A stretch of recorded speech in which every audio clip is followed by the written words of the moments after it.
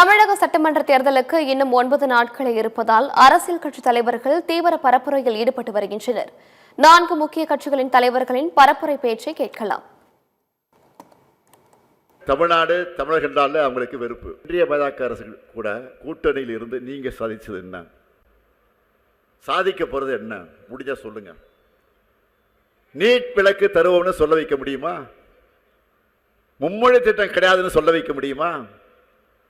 தேசிய கல்விக் கொள்கை என்கிற காவி கொள்கையை தமிழ்நாட்டில் செயல்படுத்த மாட்டோம்னு உங்களால் சொல்ல முடியுமா?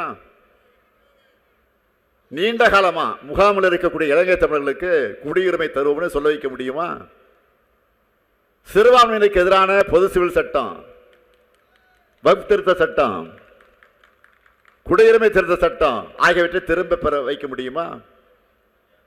இப்போ கிறிஸ்தவ மக்களுக்கு எதிராக கொண்டு வந்துட்டு இருக்காங்களே FCRA, அந்த சட்டத்தை வாபஸ் வாங்க வைக்க முடியுமா?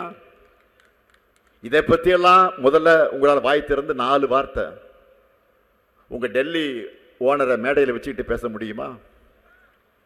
உங்களால் எதுவுமே முடியாது. பாஜக கூட இருக்கு வர வெறும் தலையாட்டி பொம்மையா ரப்பர் ஸ்டம்பா தான் நீங்கள் இருக்க முடியும்.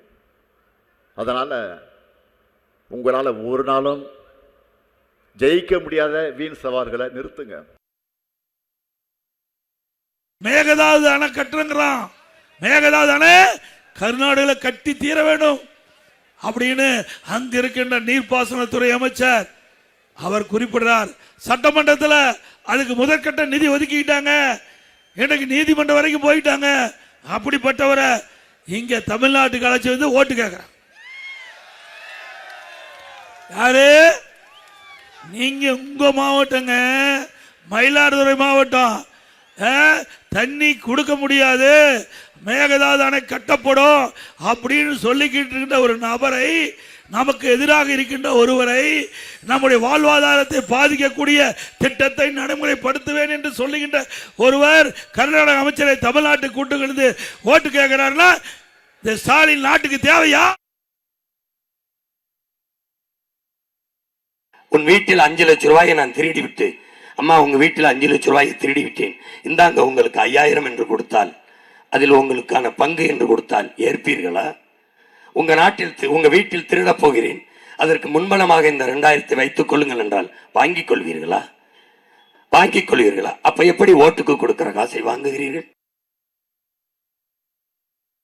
லஞ்சம் இல்லாமல் ஒவ்வொருவருக்கும் அரசின் நலத்திட்டம் போய் சேரும். லஞ்சம் கொடுத்து வேதனை அடைய தேவையில்லை. வீட்டு வாசலுக்கு அரசாங்கத்தின் நலத்திட்டங்கள் வந்து சேரும். AI உதவியுடன் இதற்கான தரவுகள் சாத்தியமாக்கப்படும். இது ஏதோ ஸ்டாலின் சார் விடுற கதை மாதிரி இல்ல.